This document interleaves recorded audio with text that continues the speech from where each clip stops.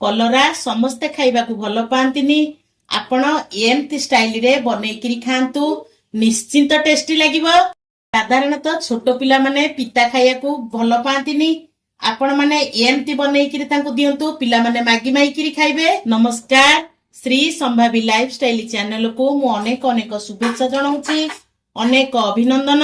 चलंतु देरी न करी फटाफट रेसिपी स्टार्ट करिबा। आजिर रेसिपी मु एठी नेइची 6टी कलरा। आपण आपनक हिसाब रे कम बेसी कलरा नै परिबे। प्रथमे आमे कलरा को काटिबा, तार जो पछपट साइड टा को आमे काटिबा जेमिति तार एपट बिल्कुल भी कटिवनी। देखंतु एमति पछपट साइड टा आमे एमति काटी दबा।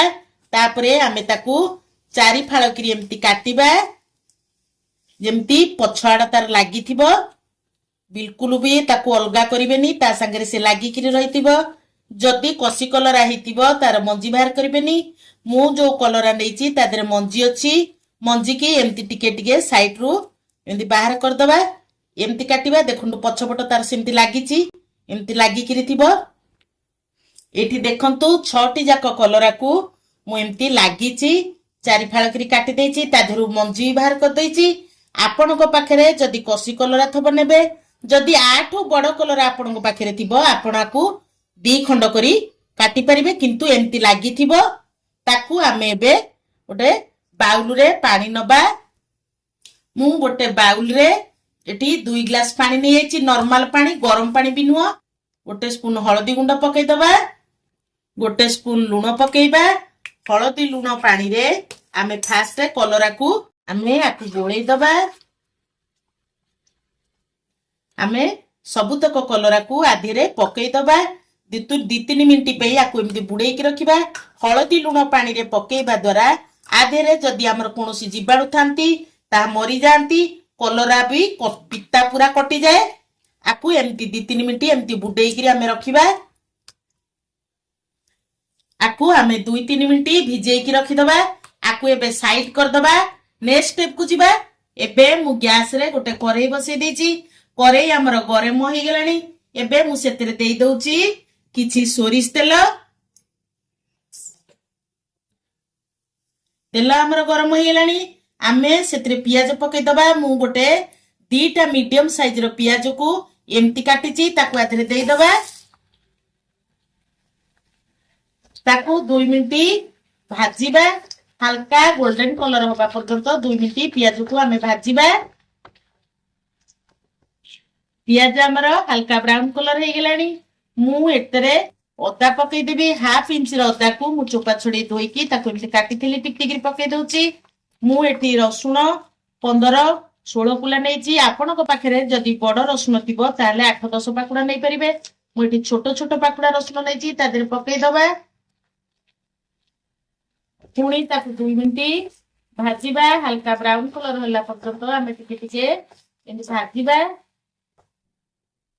मु एठी फ्रेश नडिया गुंड रखिथिली, ताकू पियाज हल्का हमर ब्राउन कलर हे गेलानी। मु एठी आकू पकै दउची। भलो करी पियाज आउ नडिया भलो करी भाजी हे जिवो। आपनक पाखरे जदी सुखिला नडिया गुंड थिबो ताले पियाज पूरा भाजी हे सरला परे नडिया गुंड देबे। आकु 2-3 मिनिट आमे मिक्सी मीडियम फ्लेम रे गैस को रखी भाजीबा ब्राउन कलर हिला पर्यंत। आपण को जदि अधिक राग पसंद थिबो आपण 3-4टी लंका कंचा लंका एतरे काटी किरी पकै परिबे। मो घरे छोट छुआ खाइबे, मु सेति पई एतरे लंका पकौनी। रसुण, पियाज, अदा, नडिया सबु हमर हल्का ब्राउन कलर हे गेलानी। आमे एथरक याकू सबु गोटे प्लेट को काढी देई ठंडा हबा को छाड़ीबा। एबे कलरा को मु जो भिजै की रखितली लूण हळदी पानी रे, या हमर पाखा पाखी 5 मिनिट हे गेलानी। देखंतु पूरा तार कलर भी हळदी आसी गेलानी, पूरा सॉफ्ट भी हे गेलानी। आकू आमे भलो करी छाणी करी रखि दबा। एठी देखंतु जो कढ़ई रे आमे मसला भाजीतिले सेई कढ़ई रे मु अल्प किछि तेल देई दउची। आपण आपनक हिसाब रे कम बेसी तेल एतरे देई परिबे। मु चिपुडी की रखिथिबा सबु कलरा को भलो करी चिपुडी की रखिछि। सेतरे आमे गोटे गोटे पकई की भाजीबा। ଆମେ କଲରାକୁ ଆର ପଟ ସାଇଡଟା ଉଲ୍ଟେଇ ଦବା। ଦି ପଟ ଆମର ଲାଲ ଇଏରେ ଭାଜିବା। ଆପଣ ଯଦି ଚାହିଁବେ ଆକୁ କଡା କରି ବି ଭାଜି ପାରିବେ। କଲରାକୁ ଆମେ ଯଦି ଏମିତି ତେଲରେ ଭାଜିକିରି ତରକାରୀ କରିବା ତାର ପିତା ଅଂଶ ପୁରା କଟିଯାଏ। ଏଠି ଦେଖନ୍ତୁ କଲରା ଆମର କେତେ ସୁନ୍ଦର ଭାଜି ହେଇଗଲା, ବିଲକୁଲ ବି ଭାଙ୍ଗିନି କିଛି ନାହିଁ। ଆକୁ ସବୁ ମୁଁ ଗୋଟେ ପ୍ଲେଟକୁ କାଢି ଦଉଛି।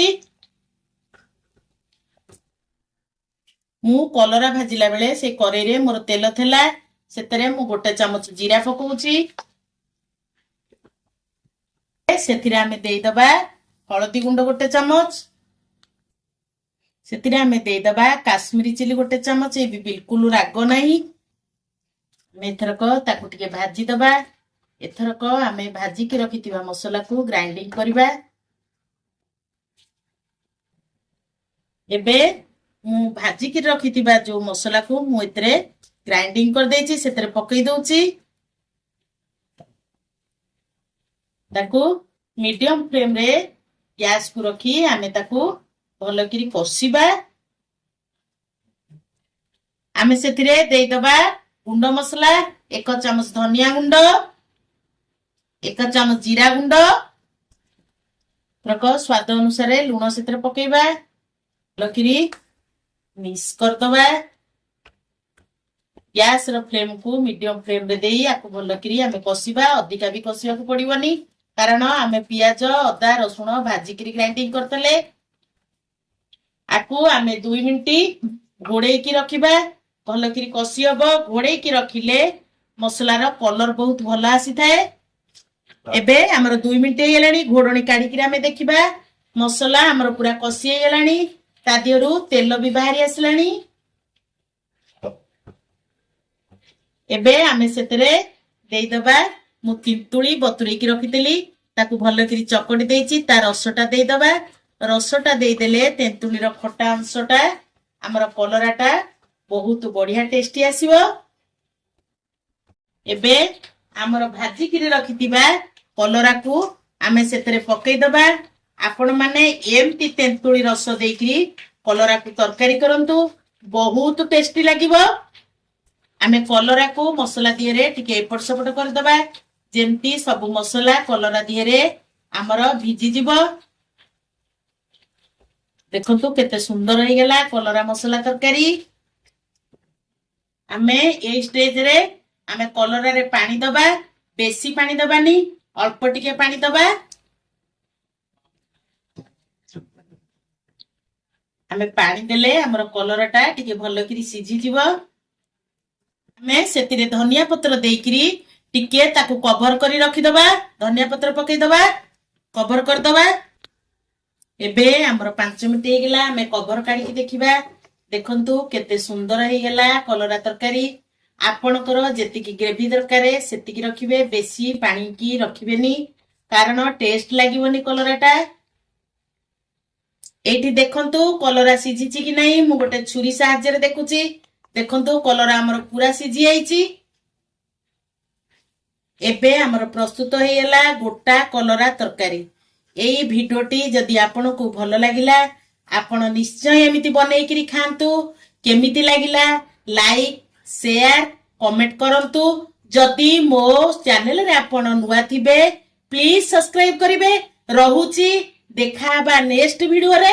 ଜୟ ଜଗନ୍ନାଥ।